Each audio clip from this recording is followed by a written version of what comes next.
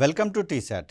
General studies పాఠ్యాంశాలలో భాగంగా science and టెక్నాలజీకి సంబంధించి స్పేస్ సెక్టార్కి సంబంధించినటువంటి అంశాలు చూస్తూ ఉన్నాం. ఈ వీడియోలో మనము భారత్ అత్యంత ప్రతిష్టాత్మకంగా కమ్యూనికేషన్ ఉపగ్రహాల ప్రయోగాల కోసము రూపొందించుకున్నటువంటి జిఎస్ఎల్వి వాహక నౌకల గురించి తెలుసుకునే ప్రయత్నం చేద్దాం. ముఖ్యంగా వీటిని మనము జియో స్టేషనరీ లాంచ్ వెహికల్ అనేటటువంటి అబ్రివేషన్ తోటి చూస్తూ ఉన్నాం.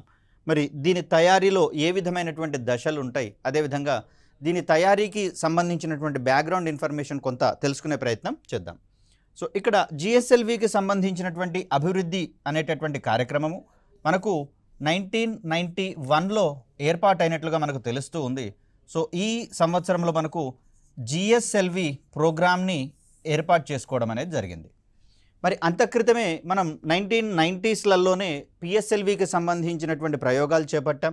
అదేవిధంగా 1993లోనే మొట్టమొదటి పిఎస్ఎల్వి లాంచ్ని కూడా చేపట్టుకున్నాం అభివృద్ధి ప్రయోగం పేరుతోటి. మరి ఈ సందర్భంలో పిఎస్ఎల్వి ఉన్న తర్వాత మనకు జిఎస్ఎల్వికి సంబంధించినటువంటి అవసరం ఏంటి అనేటటువంటి ఒక డౌట్ రావడం అనేది సహజం.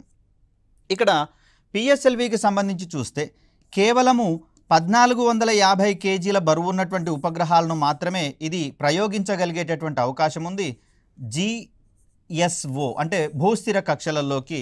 మరి ఆ సందర్భంలో దీని యొక్క కెపాసిటీ చాలా తక్కువగా ఉన్నటువంటి సందర్భము. దీనితో పాటుగా కమ్యూనికేషన్ ఉపగ్రహాల నుంచి మనము చాలా రకాలైనటువంటి ప్రయోజనాలు పొందేటటువంటి ప్రయత్నం చేస్తాం. భారత్ ముఖ్యంగా చూస్తే ఒకటే శాటిలైట్ నుంచి మల్టిపుల్ బెనిఫిట్స్ పొందడానికి ట్రై చేస్తూ ఉంది. కాబట్టి ఈ సందర్భంలో సమాచార ఉపగ్రహాల నుంచి సమాచార సేవలు పొందేటటువంటి ప్రయత్నం చేస్తాము. వీటితో పాటుగా వాతావరణ పరిశోధన సంబంధించినటువంటి సర్వీసెస్ కూడా పొందేటటువంటి ప్రయత్నం చేస్తాం. దీని తర్వాత టెలి ఎడ్యుకేషన్ అని, అదేవిధంగా టెలిమెడిసిన్కి సంబంధించినటువంటి కార్యక్రమాలు, వీటితో పాటుగా ఇంటర్నెట్ సర్వీసెస్, తర్వాత డిటిహెచ్ సర్వీసెస్ కూడా ఇదే కమ్యూనికేషన్ ఉపగ్రహాల నుంచి పొందుతాం. వీడియో కాన్ఫరెన్సింగ్ సౌకర్యాలు ఏవైతే ఉన్నాయో ఈ వీడియో కాన్ఫరెన్సింగ్ సౌకర్యాలు కూడా దీని నుంచే పొందేటటువంటి ప్రయత్నం చేస్తాం. టీవీ బ్రాడ్కాస్టింగ్కి సంబంధించినటువంటి సర్వీసెస్ కూడా మనకు ఈ సమాచార ఉపగ్రహాలనే పొందుతూ ఉన్నటువంటి పరిస్థితులు. అదేవిధంగా మనకు ఈ స్టాక్ మార్కెట్ లావాదేవీల కోసం ఉద్దేశించినటువంటి వీసాట్ అనేటటువంటి services, very small aperture terminal అనేటటువంటి పేరుతోటి చెప్తాం. దీనితో పాటుగా గ్రామాల అభివృద్ధి కోసం రూపొందించినటువంటి విలేజ్ రిసోర్స్ సెంటర్, ఈ విధమైనటువంటి కార్యక్రమాలన్నీ కూడా సమాచార ఉపగ్రహాల నుంచే పొందేటటువంటి ప్రయత్నం చేస్తూ ఉన్నాం. కాబట్టి ఈ సందర్భంలో వీటన్నిటికీ సంబంధించినటువంటి పేలోడ్స్ లేదా పరికరాలు, వీటిని అమర్చినటువంటి క్రమంలో సమాచార ఉపగ్రహాల యొక్క బరువు అమాంతం 2000 కిలోల కన్నా అధికంగా ఉండేటటువంటి అవకాశం ఉంది. మరి ఈ సందర్భంలో 2000 కిలోల కన్నా అధికంగా ఉన్నటువంటి ఉపగ్రహాల యొక్క ప్రయోగించేటటువంటి సామర్థ్యం పిఎస్ఎల్వికి లేకపోవడం చేత ఈ సందర్భంలో మనము స్వయంగా ఈ కమ్యూనికేషన్ ఉపగ్రహాలు ప్రయోగించుకోవాలి అంటే పిఎస్ఎల్వి శక్తి సామర్థ్యాలు సరిపోవడం లేదు. కాబట్టి పిఎస్ఎల్వికి మించినటువంటి శక్తి సామర్థ్యాల కోసం రూపొందించుకున్నటువంటి రాకెట్గా మనము జిఎస్ఎల్విని చూస్తూ ఉన్నాం.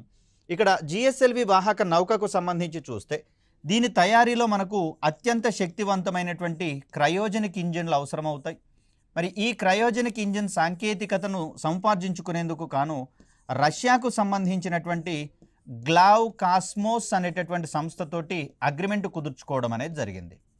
మరి ఈ సందర్భంలో అన్నీ అనుకున్నట్లుగా జరిగితే ఇంత క్లియర్ కట్గా మనము చెప్పుకోవాల్సినటువంటి అవసరం ఉండదు. మరి రష్యాకు సంబంధించినటువంటి గ్లావ్ కాస్మోస్ అనేటటువంటి సంస్థతోటి క్రయోజనిక్ ఇంజన్స్ అందించుకునేటటువంటి క్రమంలో మనకు ఒక ఒప్పందం కుదిరితే ఈ సందర్భంలో అంటే 1991 సమయంలో మనకు ఎంటీసీఆర్ అనేటటువంటి ఒక ఒప్పందంలో భాగస్వామ్యం లేదు. అంటే ఎంటీసీఆర్లో భారత సభ్య దేశం కాదు. ఏంటి ఒప్పందం అంటే దీన్నే మనం మిసైల్ టెక్నాలజీ కంట్రోల్ రెజిమే అనేటటువంటి ఒక ఒప్పందంగా మనం చెప్తాం. మరి దీంట్లో ఒప్పందం ఈ ఒప్పందంలో భాగస్వామ్యం కానటువంటి సందర్భంలో భారతదేశానికి ఈ క్రయోజనిక్ ఇంజన్లు కనుక ఇచ్చినట్లయితే ఇది క్షిపణి సాంకేతికతలలో ఈ క్రయోజనిక్ ఇంజన్లను వాడేటటువంటి అవకాశం ఉంది. తద్వారా క్షిపణుల యొక్క పరిధి అమాంతం పెరిగిపోయేటటువంటి అవకాశం ఉందనేటటువంటి అంశాన్ని అమెరికా ప్రధానంగా ఆందోళన వ్యక్తం చేయగా రష్యా మధ్యలోనే వైదొలగడం అనేది జరిగింది. తర్వాత 1994 ప్రాంతంలో మనకు భారతే స్వయంగా క్రయోజెనిక్ అప్పర్ స్టేజ్ ప్రోగ్రామ్ అనేటటువంటి ప్రోగ్రాం ద్వారా క్రయోజెనిక్ ఇంజన్లను స్వదేశీయంగా తయారు చేసుకునేటటువంటి క్రమంలో ముందుకు రావడం అనేది జరిగింది. దీనికోసము తిరువనంతపురంలో ఉన్నటువంటి లిక్విడ్ ప్రొపల్షన్ సిస్టమ్ సెంటర్, ఇది వలయమలలో ఉంటుంది. దీనితో పాటుగా దీనికి సంబంధించినటువంటి మరొక ప్రాంగణము బెంగళూరులో ఉండడం అనేది జరిగింది. మరి ఈ లిక్విడ్ ప్రొపల్షన్ సిస్టమ్ సెంటర్ అనేటటువంటిది వాస్తవానికి ద్రవ ఇంధనాలను తయారు చేసేటటువంటి సంస్థ. అదేవిధంగా ద్రవ ఇంధనాలను ఉపయోగించుకునేటటువంటి ఇంజన్లను కూడా ఇదే సంస్థ తయారు చేస్తున్నటువంటి క్రమంలో ఇక్కడ క్రయోజెనిక్ ఇంజన్లకు సంబంధించినటువంటి సాంకేతికతలను అభివృద్ధి చేసేటటువంటి కేంద్రాలు మరియు వ్యవస్థాపన సౌకర్యాలు కూడా ఏర్పాటు చేయడం అనేది జరిగింది. ఎప్పుడైతే ప్రోటోటైప్ అనేది మనకు అందుబాటులోకి వచ్చిందో ఇమ్మీడియట్గా రష్యా ముందుకు వచ్చి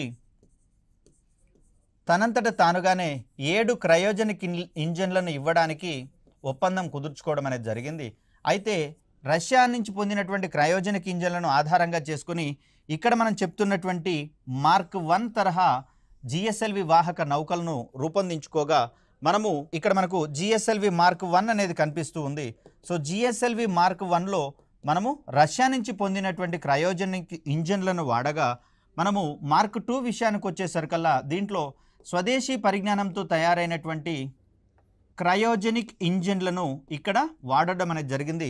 సో ప్రస్తుతము ఈ క్రింది వానిలో స్వదేశీ క్రయోజెనిక్ ఇంజిన్ని కలిగి ఉన్నటువంటి జిఎస్ఎల్వి వాహక నౌకలు ఏవి అన్నప్పుడు మనం జిఎస్ఎల్వి మార్క్ 2ను మరియు జిఎస్ఎల్వి మార్క్ 3ని ఇక్కడ పేర్కొనాల్సి వస్తుంది. జిఎస్ఎల్వి మార్క్ 1 అనేది ఎక్స్క్లూజివ్లీ రష్యా నుంచి పొందినటువంటి క్రయోజెనిక్ ఇంజన్లను అవి ఉపయోగించడం అనేది జరిగింది. సో ఇక్కడ జిఎస్ఎల్వి ప్రయాణించేటటువంటి దశల విషయానికి వచ్చేసరికల్లా ఇది 3 దశలలో ప్రయాణించేటటువంటి వాహక నౌకగా మనకు కనిపిస్తూ ఉంది. సో ఇక్కడ మొదటి 2 దశలు ఏవైతే ఉన్నాయో ఈ 2 దశలను పిఎస్ఎల్వి నుంచి యాజ్ ఇట్ ఈజ్ తీసుకోవడం అనేది జరిగింది. మరి ఆ కోణంలో మొదటి దశ అంటే పిఎస్ఎల్వికి సంబంధించినటువంటి మొదటి దశను మనము జిఎస్ఎల్విలో యాజ్ ఇట్ ఈజ్గా అడాప్ట్ చేసుకున్నాము. అదేవిధంగా పిఎస్ఎల్వికి సంబంధించినటువంటి రెండవ దశను GS2గా మనం పరిగణించేటటువంటి ప్రయత్నం చేస్తూ ఉన్నాం. ఇక మూడవ దశ అయినటువంటి ఈ GS3లో మనకు క్రయోజెనిక్ అప్పర్ స్టేజ్ దశని లేదా క్రయోజెనిక్ ఇంజిన్ని ఉపయోగించేటటువంటి దశగా మనము GS3ని పేర్కొంటాం. సో ఆ కోణంలో GS అంటే ఒక్కొక్క దశకు సంబంధించినటువంటి అంశాలు ఒకసారి గమనించేటటువంటి ప్రయత్నం చేద్దాం. సో ఇక్కడ వెహికల్ కాన్ఫిగరేషన్కి సంబంధించి చూస్తే మొదట్లో ఇక్కడ మధ్యలో ఉన్నటువంటి కోర్ ఇంజిన్ని అమర్చడం అనేది జరుగుతుంది. దీన్ని మనం కోర్ ఇంజిన్ అంటాం. ఇది మొదటి దశలోనే మండేటటువంటి ఇంధనంగా మనకు కనిపిస్తూ ఉంది. కోర్ ఇంజిన్ ఇరువైపులా ఉన్నటువంటి ఈ రెండింటిని మనము స్ట్రాపాన్ మోటార్లుగా పేర్కొంటూ ఉంటాం. సో ఇక్కడ స్ట్రాపాన్ మోటార్లతో కూడినటువంటి మొదటి దశ అనేది మనకి ఇక్కడ గమనిస్తూ ఉన్నాం. సో ఇలా దీన్ని నిలువుగా అమర్చిన తర్వాత దాంట్లో ఉన్నటువంటి ఇంజన్లలోకి మనం ఇంధనాన్ని నింపేటటువంటి ప్రయత్నం చేస్తాం. ఇంధనంతో పాటుగా ఆక్సిడైజర్లను కూడా ఇక్కడ అందించేటటువంటి ప్రయత్నం చేస్తాం. సో మరి ఈ సందర్భంలో జిఎస్ఎల్వి యొక్క మొదటి దశను మనం పిఎస్ఎల్వి నుంచి తీసుకున్నామని చెప్పేసి అన్నాం. దీంట్లో ఘనస్థితిలోని మనకు హెచ్టిపిబి ఇంధనం అని చెప్పేసి అనుకున్నాం కదా. మనకు పిఎస్ఎల్విలో హైడ్రాక్సిల్ టర్మినేటెడ్ పాలీ బ్యూటడైన్ అనేటటువంటి పేరుతోటి చెప్పినాం. ఘనస్థితిలో ఉన్నటువంటి ఇంధనాన్ని వాడుకునేటటువంటి ఇంజన్లను ఇక్కడ వాడడం జరుగుతుంది. సో దీన్ని మనము S139 అనేటటువంటి పేరుతోటి పేర్కొంటూ ఉంటాం. ఇక్కడ జిఎస్ఎల్వి విషయానికి వచ్చేసరికల్లా స్ట్రాపాన్ మోటార్ల స్థానంలో ద్రవ ఇంధనాన్ని వినియోగించుకునేటటువంటి 4 L37.5 ఇంజన్లను అమర్చడం అనేది జరిగింది స్ట్రాపాన్ మోటార్లుగా. మరి పిఎస్ఎల్వి విషయానికి వచ్చేసరికల్లా స్ట్రాపాన్ మోటార్లలో ఘన ఇంధనాన్ని ఉపయోగిస్తే మొదటిసారిగా ద్రవ స్థితిలో ఉన్నటువంటి ఇంధనాన్ని వాడేటటువంటి స్ట్రాపాన్ మోటార్లను జిఎస్ఎల్వి వాహక నౌకలలో చూస్తాము. మార్క్ 1 కావచ్చు, మార్క్ 2 కావచ్చు, రెండింట్లలో కూడా మనకు ద్రవ స్థితిలో ఉండేటటువంటి ఇంధనాన్ని వాడే స్ట్రాపాన్ మోటార్లు అనేవి కనిపిస్తూ ఉన్నాయి. L37.5 అనేటటువంటి పేరుతోటి దీన్ని మనము పిఎస్ఎల్వి యొక్క రెండవ దశలో వినియోగించేటటువంటి ప్రయత్నం చేశాం. చూడండి, అవే ఇంజిన్లను ఇక్కడ తీసుకోవడం జరిగింది. వీటికే మనం పెట్టుకున్నటువంటి మరొక పేరు వికాస్ ఇంజిన్లుగా మనం చూసాం. ఇవి 4 సంఖ్యలో ఉంటాయి. ఒకవేళ క్వశ్చన్ యొక్క స్ట్రాటజీని మార్చి క్రింది వానిలో 4 స్ట్రాపాన్ మోటార్లు కలిగి ఉన్నటువంటి వాహక నౌకలు ఏవి అన్నప్పుడు మనకు 4 స్ట్రాపాన్ మోటార్లు అనేవి పిఎస్ఎల్వి QLలో ఒకటి కనిపిస్తూ ఉంది. అదేవిధంగా దీని తర్వాత జిఎస్ఎల్వి మార్క్ 1 అండ్ మార్క్ 2లలో కనిపిస్తుంది కాబట్టి ఆ సందర్భంలో ఈ మూడింటిని మనం కరెక్ట్ ఆప్షన్స్గా మనం ఎంచుకోవాల్సి ఉంటుంది. సో GS1కి సంబంధించి మొదటి దశ దీనితో పూర్తయినట్లుగా మనం భావిస్తాం. నెక్స్ట్ GS2 దశకు వెళ్ళడం అనేది జరుగుతుంది. సో ఇక్కడ మనకు పటంలో కనిపిస్తుంది జిఎస్ఎల్వి యొక్క రెండవ దశను అనుసంధానం చేసేటటువంటి దశ. మొదటగా ఒక భారీ వాహనం మీద దీన్ని ఆ లాంచ్ అది అసెంబ్లింగ్ యూనిట్కి తీసుకొని రావడం అనేది జరుగుతుంది. ఇక్కడ దీనిని మొదటి దశ పైన ఎగువ భాగంలో అమర్చడం అనేది జరుగుతుంది. మరి ఈ దశలో మనకు రెండు రకాలైనటువంటి ఇంధనాల పేర్లు ప్రస్తావనలోకి వస్తాయి. ఒకటేమో UDMH కాగా ఇంకొకటేమో UH25గా దీన్ని మనం చెప్తాం. PSLV నుంచే దీనిని నేరుగా మనం ఎక్స్ట్రాక్ట్ చేసుకున్నాం కాబట్టి దీన్ని మనము అన్సిమెట్రికల్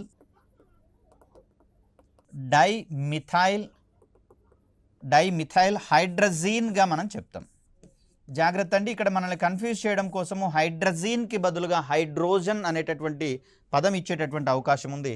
సో నేరుగా దీన్ని వాడితేనేమో అన్సిమెట్రికల్ డైమిథైల్ హైడ్రజీన్ అంటాం. ఒకవేళ UH25 విషయానికి వచ్చేసరికల్లా దీంట్లో 75% UDMH ఉంటుంది. అదేవిధంగా 25% వరకు మనకు హైడ్రజీన్ హైడ్రేట్ అనేటటువంటి దాన్ని అమర్చడం అనేది జరుగుతుంది. సో ఈ ఇంధనాలకు ఉన్నటువంటి మరొక ధర్మం ఏంటి అంటే ఇది వాస్తవానికి ఫ్యూయల్గా మనం చెప్తాము. ఇక్కడ నత్రజని సంబంధితమైనటువంటి ఆక్సైడ్స్ ఏవైతే ఉన్నాయో N2O5 అనేటటువంటి వాటిని ఆక్సిడైజర్లుగా వాడేటటువంటి ప్రయత్నం చేస్తారు. ఇక్కడ ఇంధనము ద్రవస్థితిలో ఉంది కాబట్టి ఆక్సిడైజర్ కూడా ద్రవస్థితిలోనే ఉండేటటువంటి అంశంగా దీన్ని మనం చూస్తాం. ఇక్కడ ఇంధనము ప్లస్ ఆక్సిడైజర్ రెండు ఒకదానికొకటి అక్కడ ఛాంబర్లో దహన ఛాంబర్లో కలవగానే మండేటటువంటి స్వభావాన్ని ప్రదర్శిస్తాయి. మరి మిగతావి మండవ అంటే మండవు కాబట్టే దీనికి ఇది ఒక ప్రత్యేకమైనటువంటి క్యారెక్టరిస్టిక్గా మనం చెప్తున్నాం. ఇక్కడ ద్రవ ఇంధనము ద్రవ ఆక్సిడైజర్ రెండూ కలవగానే ఇమీడియట్గా ఎలాంటి ఎక్స్టర్నల్ స్పార్క్స్ లాంటివి అవసరం లేకుండానే మండేటటువంటి స్వభావాన్ని ప్రదర్శిస్తాయి. కాబట్టి ఈ విధమైనటువంటి ఇంధనాలను మనము హైపర్గోలిక్ ఇంధనాలుగా మనం చెప్తాం. అంటే కలవగానే మండగలిగేటటువంటి స్వభావాన్ని ప్రదర్శించే ఇంధనాలను హైపర్గోలిక్ ఇంధనాలుగా చెప్తాం. దీంట్లో UDMHకి మాత్రమే ఈ విధమైనటువంటి ధర్మం అనేది ఉంటుంది. ఇది రెండవ దశకు సంబంధించినటువంటి అంశంగా మనం చెప్తాం. రెండవ దశలో వాడేటటువంటి ఇంజిన్గా మనకు వికాస్ ఇంజిన్ అనేది కనిపిస్తూ ఉంది. సో వికాస్ ఇంజిన్లో వాడేటటువంటి ఇంధనం ద్రవ ఇంధనము UDMH కానివ్వండి UH25 కానివ్వండి వాడేటటువంటి ప్రయత్నం చేస్తాం. ఇక అత్యంత కీలకమైనదిగా మనకు మూడవ దశ అనేది కనిపిస్తూ ఉంది. ఈ దశలో వాడేటటువంటి ఇంజిన్ని మనము క్రయోజనిక్ ఇంజిన్ అని, దీంట్లో వాడేటటువంటి ఇంధనాలను క్రయోజనిక్ ఇంధనాలుగా మనం చెప్తాం. సో ఏవి క్రయోజనిక్ ఇంధనాలుగా పనిచేస్తాయి అంటే ఇక్కడ మనకు లిక్విడ్ ఆఫ్ హైడ్రోజన్ అనేటటువంటిది మనకు ఇంధనంగా పనిచేస్తూ ఉంటే లిక్విడ్ ఆఫ్ ఆక్సిజన్ అనేటటువంటిది మనకు ఆక్సిడైజర్గా పనిచేయడం అనేది చూస్తాం. వీటి యొక్క ఉష్ణోగ్రత విషయానికి వచ్చేసరికల్లా ఇవి -150°C నుంచి -250°C మధ్యలో ఉండేటటువంటి ఇంధనాలుగా మనకు కనిపిస్తూ ఉన్నాయి. మరి ఆ సందర్భంలో ఇంత తక్కువ ఉష్ణోగ్రతలను కనుక తట్టుకోవాలి అంటే అత్యంత సంక్లిష్టమైనటువంటి మెటల్ అల్లాయ్స్ మిశ్రమ శ్రేణుల్ని ఈ వాహనాల యొక్క ఇంజిన్ల యొక్క విడిభాగాలను రూపొందించేటటువంటి క్రమంలో వాడాల్సి వస్తుంది.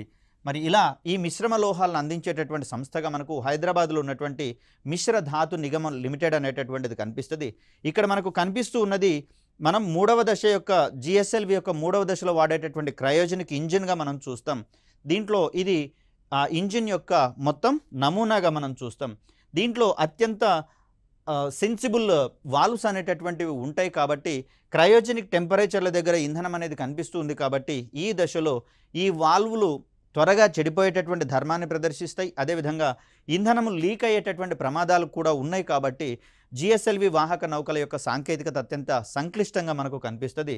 ఎట్ ద సేమ్ టైం అత్యంత తక్కువ ఉష్ణోగ్రతలను ఇవి తట్టుకోవాల్సి వస్తుంది. ఎట్ ద సేమ్ టైం ఇవి ఈ ఇంధనాలు మండినటువంటి సందర్భంలో అత్యధిక ఉష్ణోగ్రతలతో ఆ వాయువులు వెలువడేటటువంటి అవకాశం ఉంది కాబట్టి క్రయోజనిక్ ఇంజిన్స్ ఏకకాలంలో అత్యల్ప ఉష్ణోగ్రతలను అత్యధిక ఉష్ణోగ్రతలను కూడా నమోదు చేసుకుంటూ ఉంటాయి. కాబట్టి మరి ఆ అత్యల్ప ఉష్ణోగ్రతలను తట్టుకునేటటువంటి కాంపోజిట్ మెటీరియల్స్తో వీటిని రూపొందించుకోవాల్సి వస్తుంది. సో ఇక్కడ మనకు ఓజివ్ పేలోడ్ ఫెయిరింగ్ అనేది మనకు కనిపిస్తూ ఉంది. ఒక బోర్లించిన గంట ఆకారంలో ఉన్నటువంటి నిర్మాణంగా మనకి ఓజివ్ పేలోడ్ ఫెయిరింగ్ లేదా దీన్నే మనము హీట్ షీల్డ్ అనేటటువంటి పేరుతో కూడా చెప్తాం.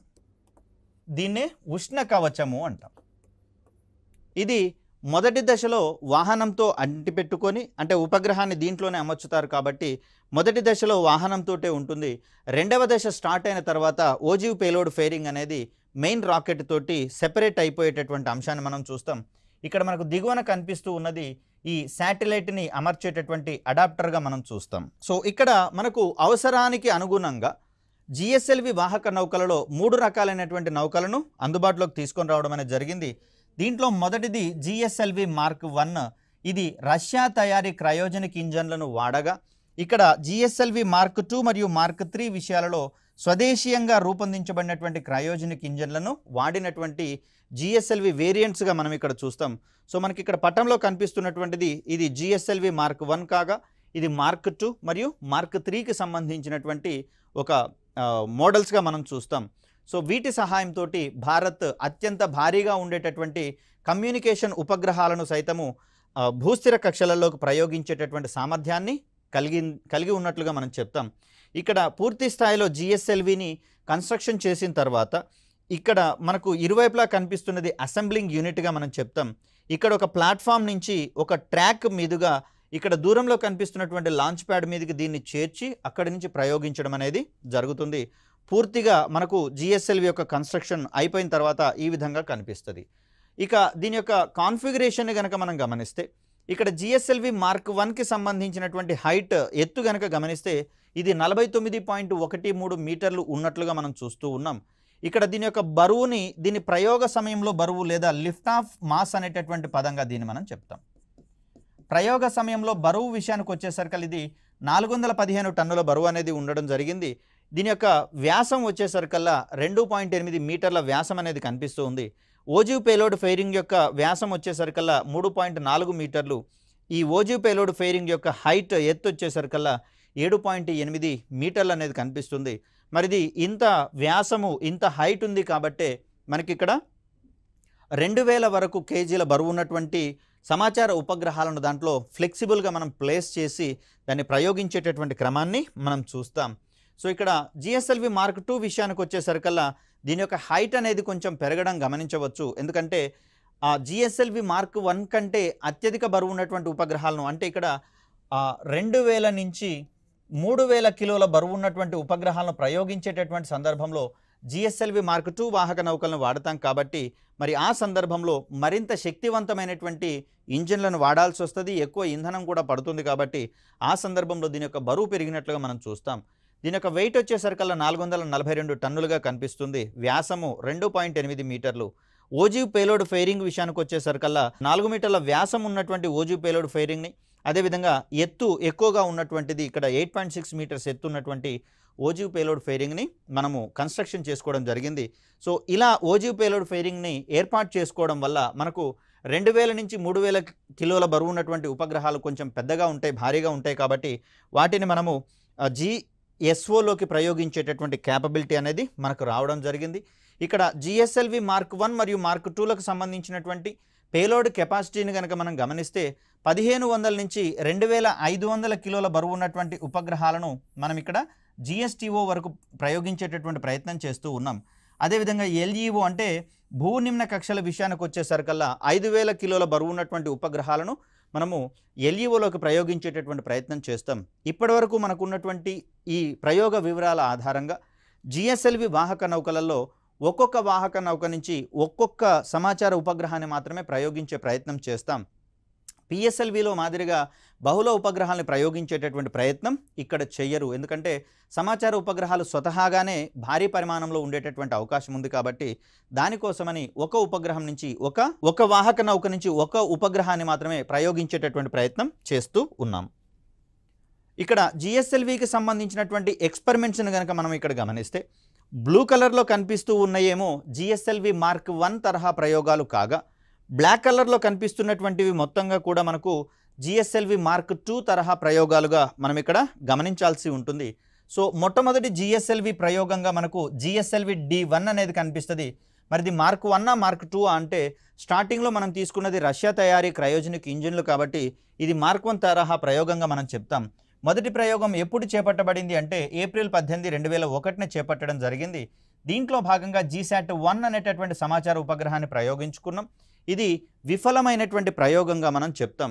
సో రెండవ ప్రయోగంగా మనకు GSLV-D2 అనేది కనిపిస్తూ ఉంది.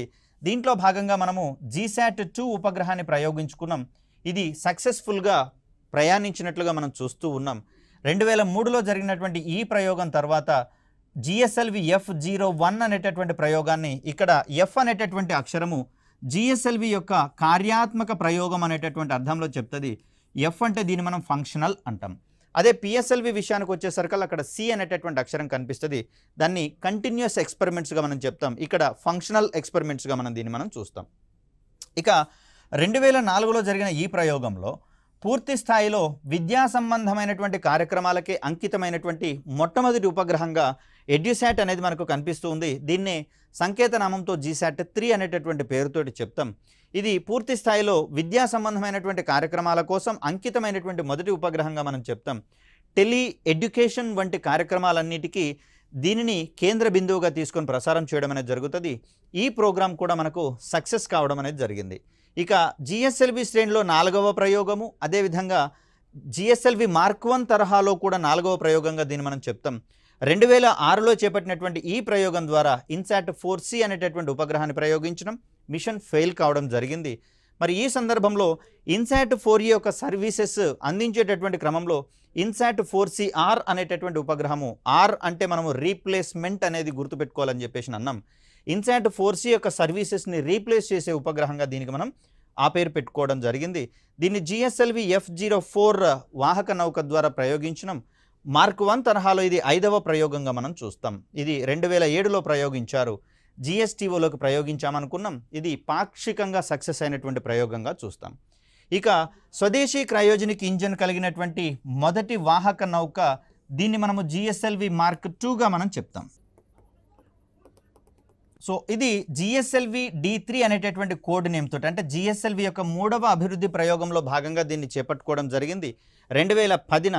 దీంట్లో భాగంగా GSAT-4 అనేటటువంటి ఉపగ్రహాన్ని ప్రయోగించాం. మిషన్ ఫెయిల్ కావడం జరిగింది. అంటే స్వదేశీ క్రయోజనిక్ ఇంజిన్ కలిగినటువంటి మొదటి GSLV ప్రయోగము విఫలమైనట్లుగా మనం ఇక్కడ చూస్తాం.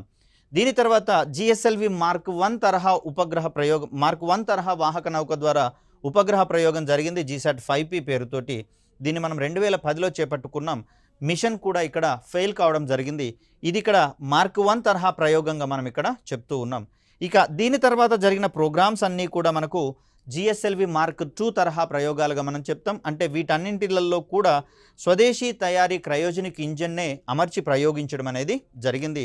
సో GSLV-D5 అనేది GSLV మార్క్ 2 తరహా ప్రయోగాలలో రెండవదిగా, అదేవిధంగా మొత్తంగా చూస్తే GSLV ప్రయోగాలలో 8వ ప్రయోగంగా దీన్ని మనం చెప్తాం. ఈ వేరియేషన్స్ మనం కాస్త జాగ్రత్తగా చూసుకోవాలి. దీంట్లో భాగంగా GSAT-14 అనేటటువంటి ఉపగ్రహాన్ని ప్రయోగించుకున్నాం. ఇది సక్సెస్ కావడంతో ఇండియా అనేది స్వదేశీ క్రయోజనిక్ సాంకేతిక పరిజ్ఞానం కలిగినటువంటి దేశాల జాబితాలో 6వ స్థానంలోకి చేరడం అనేది జరిగింది. మరి ముందున్నటువంటి స్థానాలలో USA కావచ్చు, రష్యా, ఫ్రాన్స్, చైనా, జపాన్ అనేటటువంటివి నిలబడడం జరిగింది. దీని తర్వాత 6వ దేశంగా భారత్ ఎదిగినటువంటి క్రమాన్ని మనం చూస్తాం. ఇక నెక్స్ట్ జరిగినటువంటి ప్రయోగాలన్నీ కూడా మనకు GSLV మార్క్ 2 వాహక నౌక యొక్క ప్రయోగాలుగా మనం చూస్తాం.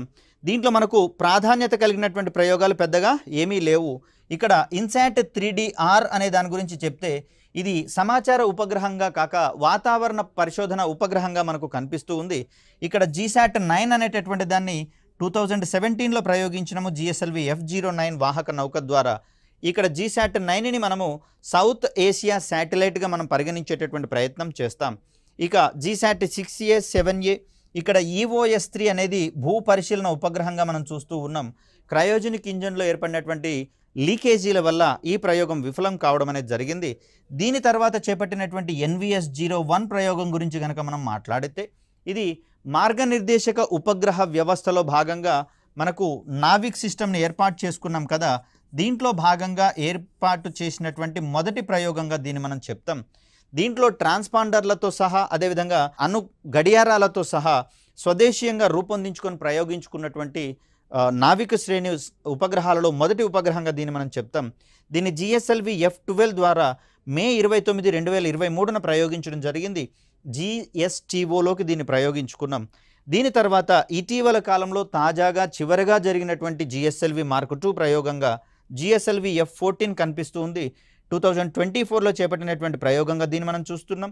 దీని ద్వారా ఇన్సాట్ 3DSని ప్రయోగించుకోవడం జరిగింది. ఇంకొక విషయం ఏంటంటే ఇన్సాట్ 3DR మాదిరిగానే ఇన్సాట్ 3DS కూడా పూర్తి స్థాయిలో వాతావరణ పరిశోధన ఉపగ్రహంగా మనం చెప్తాం. కాబట్టి ఈ సందర్భంలో క్రింది వానిలో సమాచార ఉపగ్రహాలు అయినవేవి కానివేవి అనేటటువంటి కోణంలో కనుక క్వశ్చన్ పడితే దాంట్లో ఇన్సాట్ 3D ఒకటి, 3DR మరియు 3DS ఇవి ఇన్సాట్ తరహాకే చెందినవి కానీ సమాచార ఉపగ్రహాలు కావు. ఇవి పూర్తిగా వాతావరణ పరిశోధక ఉపగ్రహాలుగా మనం గుర్తుపెట్టుకోవాలి. ఇక మరొక ముఖ్యమైనటువంటి విషయం ఏంటి అంటే 2019 తర్వాత జరిగినటువంటి ఈ 3 ప్రయోగాలు ఏవైతే ఉన్నాయో ఏంటివి? GSLV F10 కావచ్చు, F12 కావచ్చు, F14 కావచ్చు. ఈ ప్రయోగాలను చేపట్టడంలో కీలక పాత్ర పోషించినటువంటి సంస్థగా న్యూ స్పేస్ ఇండియా లిమిటెడ్ అనేది కనిపిస్తూ ఉంటుంది. ఎందుకంటే 2019 తర్వాత ఆవిర్భవించినటువంటి ఈ సంస్థ ప్రస్తుతము అంతరిక్ష ప్రయోగాలన్నింటినీ చేపడుతున్నటువంటి సంస్థగా దీన్ని మనం చూస్తాం. సార్ మరి 2019 నుంచి ఎందుకు తీసుకుంది? మరి 2019 కంటే ముందర ఎవరున్నారు అంటే 2019 కంటే ముందు జరిగినటువంటి ఈ ప్రయోగాలన్నింటినీ బెంగళూరులో ఉన్నటువంటి ఆంట్రిక్స్ కార్పొరేషన్ అనేటటువంటి సంస్థ చేపట్టడం జరిగింది. మరి 2019 తర్వాత నుంచి కనుక మనం చూస్తే మరి బెంగళూరులోనే ఏర్పాటైనటువంటి న్యూ స్పేస్ ఇండియా లిమిటెడ్ అనేటటువంటి సంస్థ దీన్ని చేపట్టడం అనేది జరుగుతూ ఉంది. ఈ మధ్యకాలంలో వచ్చినటువంటి తెలంగాణలోని గ్రూప్ 1 ఎగ్జామ్లలో కూడా ఈ రకమైనటువంటి ప్రశ్నని మార్చి అడగడం అనేది జరిగింది. ఏంటంటే కొన్ని రకాలైనటువంటి ప్రయోగాల పేర్లను ఇచ్చి ఆ ప్రయోగాన్ని ఆంట్రిక్స్ కార్పొరేషన్ లిమిటెడ్ అనేది ప్రయోగించినట్లుగా మనకు ఆప్షన్స్లలో ఇవ్వడం జరిగింది. మరి 2019 తర్వాత చేపట్టినటువంటి ప్రయోగాలన్నీ కూడా మనకు ఆంట్రిక్స్ కార్పొరేషన్ యొక్క ఇన్వాల్వ్మెంట్ ఉండదు. కేవలం న్యూ స్పేస్ ఇండియా లిమిటెడ్ మాత్రమే వీటిని టేకప్ చేసేటటువంటి క్రమంలో క్రియాశీల పాత్ర పోషించడం జరిగింది. ఇక GSLV Mark 1 మరియు Mark 2 తర్వాత మనం చెప్పుకోవాల్సినటువంటిదిగా GSLV Mark 3 లేదా దీన్నే మనము లాంచ్ వెహికల్ Mark 3గా చెప్పుకుంటాం. సో ఇన్ షార్ట్గా దీన్ని మనము LVM-3 అనేటటువంటి పేరుతోటి వ్యవహరిస్తూ ఉంటాం. ఇక GSLV Mark 1, Mark 2ల కంటే మించినటువంటి సామర్థ్యం ఉన్నటువంటి కారణంగా LVM-3ని స్పెషల్గా డిజైన్ చేసుకుంటున్నటువంటి ఇస్రో సో దీనికి సంబంధించినటువంటి కార్యక్రమాలను కొంత ప్రతిష్టాత్మకంగా చేపట్టినట్లుగా మనకు తెలుస్తూ ఉంది.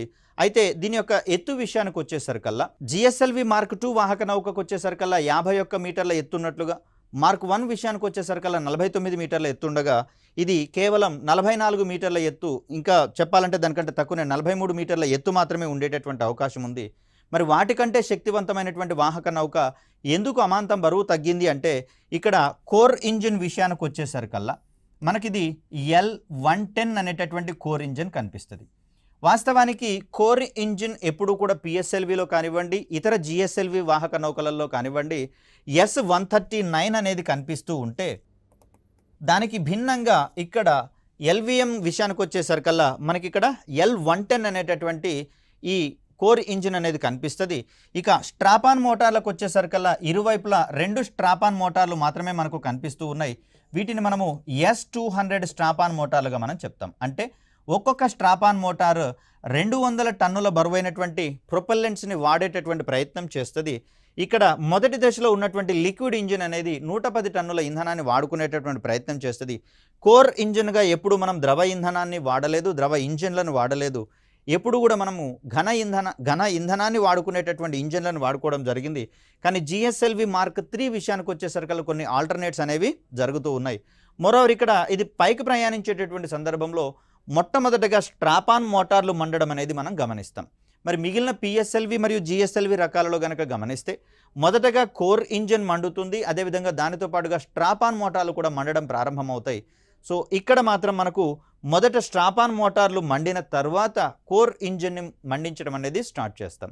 ఇంకొక ముఖ్య విషయం ఏంటంటే మిగిలిన వాహక నౌకలలో మొదటి దశలో ఉన్నటువంటి ఈ S139 అనేటటువంటి కోర్ ఇంజిన్ కావచ్చు, దాని స్ట్రాపాన్ మోటార్లు కావచ్చు, వీటిలలో ఇంధనం అయిపోయిన తర్వాత మొదటి దశ అనేది వాహక నౌక నుంచి విడిపోవడం అనేది జరుగుతుంది. మరి ఇలాంటి నిర్మాణాన్ని మనము ఫేజ్డ్ బర్నింగ్ అనేటటువంటి పేరుతోటి చెప్తాం. దానికి భిన్నంగా ఇక్కడ కోర్ ఇంజిన్ అనేది స్ట్రాపాన్ మోటార్లు మండిన తర్వాత కొద్దిసేపటికి ఇది మండడం అనేది స్టార్ట్ అవుతుంది. కాబట్టి ఇక్కడ మొదటి దశ పూర్తి కావడానికి ముందరే రెండవ దశ కూడా మండుతుంది. కాబట్టి దీనిని మనము ఇక్కడ సైమల్టేనియస్ బర్నింగ్ అనేటటువంటి ప్రాసెస్లో భాగంగా చెప్తాం. మరి కోర్ ఇంజన్ ఎగువన మనకు గత మోడల్స్ కనుక గమనిస్తే పిఎస్ఎల్వి జిఎస్ఎల్విలలో ద్రవ ఇంధనాన్ని ఉపయోగించుకునేటటువంటి రెండవ దశ ఇంజన్ కనిపిస్తుంది. కానీ ఇక్కడ నేరుగా మూడవ దశలో వాడేటటువంటి క్రయోజనిక్ ఇంజిన్ ఉంది. కాబట్టి ఈ సందర్భంలో దీని యొక్క ఎత్తు తగ్గినట్లుగా మనం చూస్తాం. మిగిలిన వాటన్నిటితో పోలిస్తే అత్యధిక బరువు ఉన్నటువంటి వాహక నౌకగా మనకు LVM-3 అనేది కనిపిస్తుంది. మరి దీనికి సంబంధించినటువంటి ప్రయోగ వివరాలను అదేవిధంగా SSLVకి సంబంధించినటువంటి అంశాలను నెక్స్ట్ వీడియోలో తెలుసుకునేటటువంటి ప్రయత్నం చేద్దాం. అప్పటి వరకు సెలవు. ధన్యవాదాలు.